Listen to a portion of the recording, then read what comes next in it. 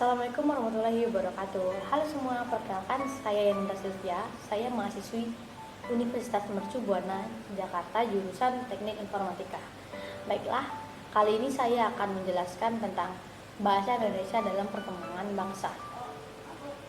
Bangsa mempunyai fungsi-fungsi tertentu yang digunakan berdasarkan kebutuhan seseorang. Oleh karena itu, dengan menggunakan bahasa, seseorang dapat mengekspresikan dirinya sehingga fungsi bahasa sangatlah beragam. Bahasa digunakan sebagai alat untuk berkomunikasi. Selain itu, bahasa digunakan sebagai alat untuk mengadakan integrasi dan beradaptasi sosial dalam lingkungan ataupun situasi. Bahasa adalah alat untuk berkomunikasi manusia baik secara lisan maupun secara tulis. Dalam kehidupan berbangsa dan bernegara, bahasa berperan sangatlah penting. Oleh karena itu, bahasa merupakan simbol yang dihasilkan oleh alat ucap yang biasa digunakan oleh sesama masyarakat. Selain kehidupan sehari-hari, hampir semua aktivitas masyarakat menggunakan bahasa, baik secara lisan maupun tulis dan secara bahasa tubuh. Tanpa sadar pun, saat kita tidur, kita juga menggunakan bahasa. Bahasa juga dapat diartikan sebagai sebuah simbol atau lambang mini yang berfungsi sebagai alat komunikasi antar individu. Masyarakat berinteraksi satu sama lain dan bersosialisasi menggunakan bahasa, sehingga begitu pentingnya peranan bahasa dalam kehidupan bermasyarakat. Seiring perkembangan zaman, bahasa terus berkembang dan beradaptasi di lingkungan di bawah arus perkembangan bahasa pada era globalisasi.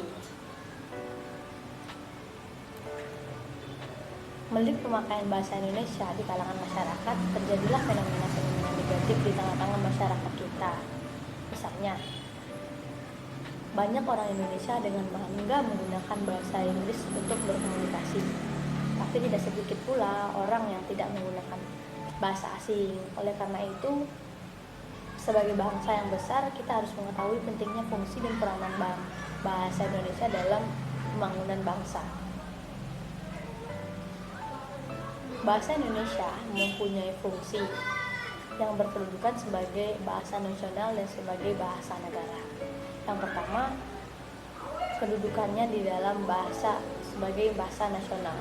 Yang pertama, lambang kebangsaan nasional. Yang kedua, lambang identitas nasional. Yang ketiga, alat sebagai pemersatu sebagai masyarakat yang berbeda-beda latar belakang sebagai budaya dan bahasanya. Yang keempat, alat perhubungan antar individu, budaya, dan antar daerah. Yang kedua, fungsi dalam kedudukannya sebagai bahasa negara, yaitu pertama, bahasa resmi kenegaraan. Yang kedua, bahasa pengantar di lembaga-lembaga pendidikan. Yang ketiga, bahasa resmi di dalam perhubungan pada tingkat nasional untuk kepentingan perencanaan dan pelaksanaan pembangunan serta pemerintah. Yang keempat, bahasa resmi di dalam pembangunan kebudayaan dan pemanfaatan ilmu pengetahuan serta teknologi modern. Baiklah, selanjutnya kita masuk kepada fungsi dan peranan bahasa dalam pembangunan bangsa Indonesia. Kedudukan dan fungsi bahasa Indonesia sebagai bahasa negara telah menempatkan bahasa Indonesia sebagai bahasa ilmu pengetahuan, teknologi, dan seni atau IPTEK. IPTEK berkembang terus sejalan dengan perkembangan yang terjadi dalam kehidupan masyarakat dan bangsa Indonesia. Perkembangan IPTEK yang didukung oleh perkembangan teknologi komunikasi dan informasi melaju dengan pesat, terutama pada abad ke-21 sampai sekarang. Peranan bahasa Indonesia dalam kehidupan sehari-hari. Yang pertama, sebagai alat komunikasi. Yang kedua, sebagai alat pemersatu. Yang ketiga, sebagai alat untuk mengekspresikan diri. Yang keempat, sebagai alat integrasi dan beradaptasi sosial dalam lingkungan atau situasi tertentu. Yang kelima, sebagai alat untuk melakukan kontrol sosial. Selanjutnya, bahasa Indonesia dalam pembangunan bangsa di bidang pendidikan.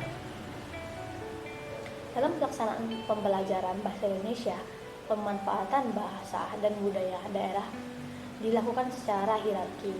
Hal tersebut sangat dimungkinkan karena dalam realitasnya, kondisi peserta didik tidak selalu dalam kondisi yang heterogen untuk menyatakan tidak sesuatu dalam konteks keberagaman budaya yang bisa jadi homogen dilihat dari sisi latar budaya.